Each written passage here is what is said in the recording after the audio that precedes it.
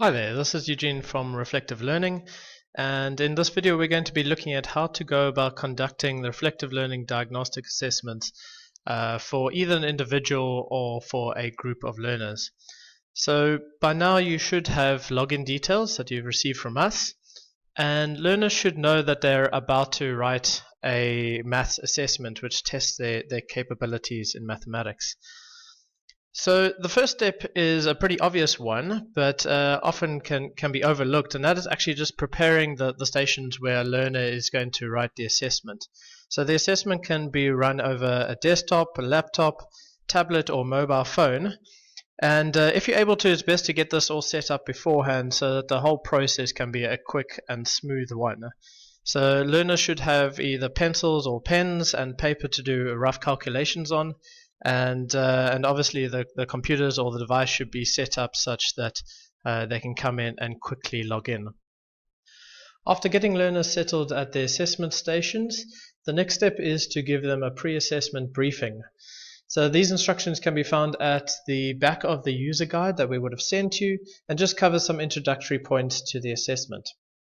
The first point is the fact of what they are doing within this diagnostic and what its aim and what its hope is. The next is the fact that it needs to happen under strict exam conditions. So if a learner talks or helps somebody else or copies or uses calculator, basically the assessment results are less valid and it doesn't have as much value at the end of the day. This is ultimately for them and to help them, and so getting them to understand that will often cut out a lot of this behavior. Also, we don't want learners to actually fear making mistakes. The whole point is that mistakes help us and guide us to where we need to learn, and so there shouldn't be any fear or shame in making a mistake. In fact, the diagnostic is more about actually figuring out what they can't do, and we're actually more interested in what they can't do than what they can do. So this is something that they need to understand up front. If they don't know how to answer a question, then there is an I don't know button that they can choose. We'll speak a little bit more about this later, but the whole idea is that they don't guess, that they actually say I don't know. There's also no time limit for the assessment, and so as a result they just need to work at their natural pace, their natural speed. They don't need to rush, and if other learners towards the end of the assessment end up leaving or end up finishing quicker, that's perfectly fine. They just need to keep working at their own pace. The next is the fact that they will have rough paper to work on, and in fact there are some questions that will guide them as to where this needs to happen. And then the final bit of the instructions, just getting them to understand the context of the test, the fact that there are 7 different sections, that the first couple are longer than the others, and just giving them a bit of a guideline exactly how you are going to get over the next little while yourself.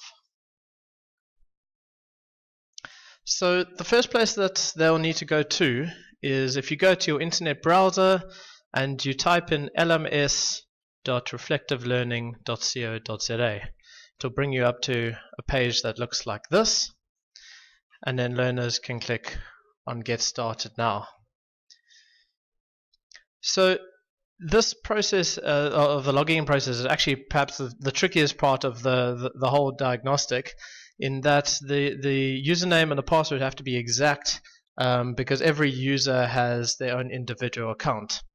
So how we normally set it up, with a learner's first name, their surname, at their school.co.za,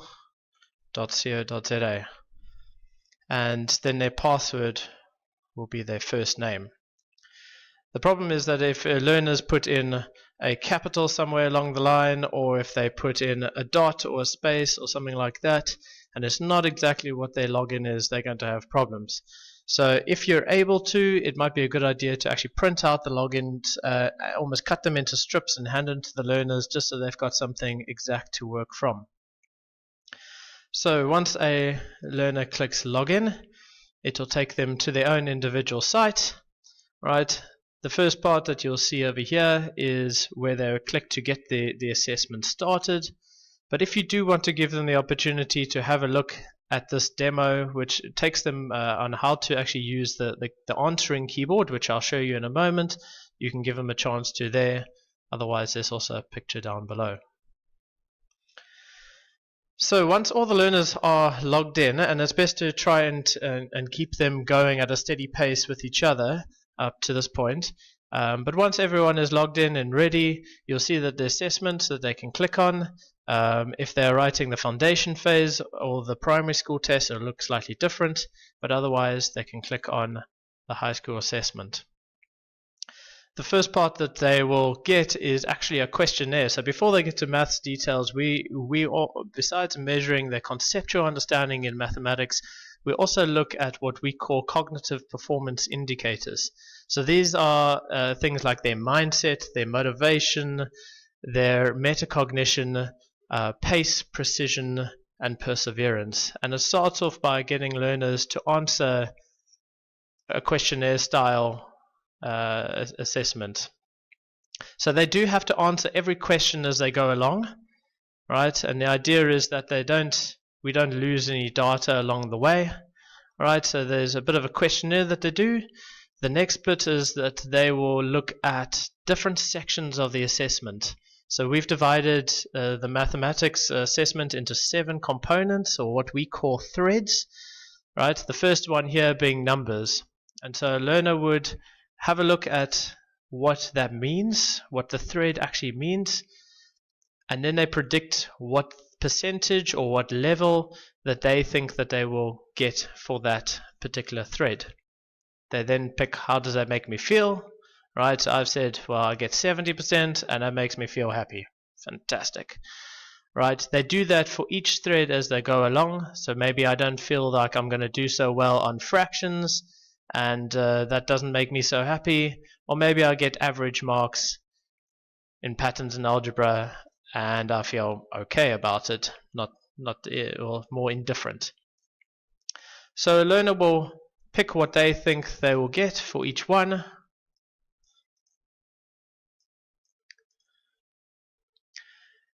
And once they've done that, they click continue to the assessment. If not all the questions are filled out, you might have something that pops up that says that you need to go back and answer. That just helps us make sure that we get all the data in that's needed for the analytics later on. So when a learner is ready, they can click on continue to assessment, and it will take them to the first batch of questions. You'll see up at the top we've got the 7 threads that we've divided into, and part of the process that we like to go is actually to get learners to understand the whole context in which they're learning mathematics. So we will tell them up front what the different threads are. Obviously we won't tell them answers to the questions along the way, but as a learner will go through, questions will be of varied difficulty through the assessment, and you'll see that it's 1 page per thread. The first couple of threads are by far the longest because they're the most concepts that are tested, and so learners should know this up front actually when they go in, that one is the first couple are going to be longer than the others.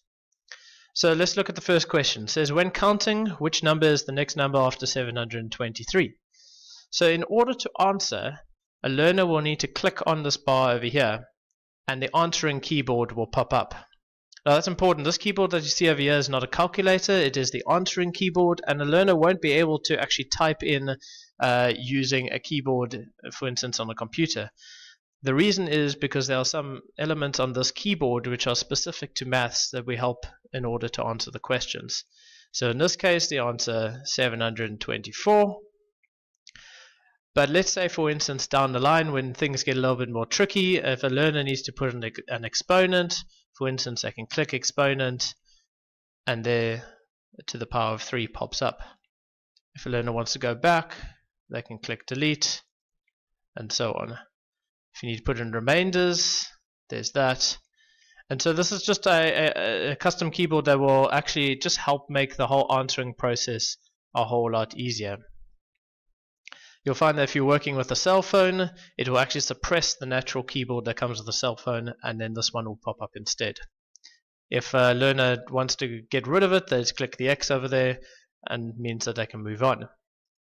So as learners go down through the assessment, you'll see that some of the questions are open-ended. You'll see that some are multiple choice questions, but what you always have is an I don't know. Right, so that helps us in terms of one of the measures that we look at, and that is perseverance. So if a learner doesn't know when counting in threes, what's the next number after that, right, they also have the ability to click I don't know. Now, when we introduce the whole assessment, one of the things that we try to tell learners is that we tell them not to guess, right? Because if they just accidentally get one right, then it skews the data that we are looking at later. But at the same time, we also don't want learners just to say, I don't know, I don't know, I don't know, I don't know. So it's about getting that balance right of how we actually put it across to learners that we want them to try and answer every question possible. But if they genuinely don't know what the answer is, they can click I don't know. And you'll see that there's always an option there for multiple choice also. So as learners go through the assessment, you'll see that there's something like that which pops up. That just shows that this question, we recommend that they try to use pens and paper to do their rough calculations. So we're giving some element of guidance on which questions to do that on, which ones they shouldn't need to. But ultimately, it is still up to the learner. So learners will go through this first set of questions, and at the end you will see a button that says validate numbers. Now, as we said, that a learner needs to answer every question along the way, so if they want to check whether they've perhaps just missed out one, or if you're guiding them through the process more carefully and you want to check whether they've answered all the questions, you click on validate numbers and it will take you to the first question that perhaps you've missed out along the way, and it highlights all of them red where you have missed out. At the bottom you'll see that I've only answered 3, there are 41 unanswered, and this just helps to make sure we have all the data. When a learner is ready, they can click onto the next thread, it'll take them up and they can keep going. So the whole system is set up in such a way that it makes them feel like it's something familiar, so we don't deliver the questions on a one-on-one basis at the moment. It gets them understanding that actually this is an assessment like they normally would write. So it looks familiar. So once a learner has gone through all the different sections and they get to the end, obviously you'll notice that there's a validate. When I click submit assessment, it will also just double check all those validations and say I've got a whole bunch of questions that I've missed out. Now at this point that I can either choose to submit the exam or the assessment just as it is, but hopefully what a learner will do is actually say I want to go answer those questions, I click cancel, and then I have to go back and hunt to see where I've missed out. So once a learner has submitted the assessment, the data will automatically go to the teacher login, and it will be ready for a teacher to actually start analyzing the data. And basically that once a learner has clicked submit and they've finished, we'd probably recommend that they leave the classroom, otherwise they get fidgety and they might end up disturbing some of the other learners around. So depending on your learners, you might have some that all depend on the allotted time that you have for the assessment. You may need to take breaks.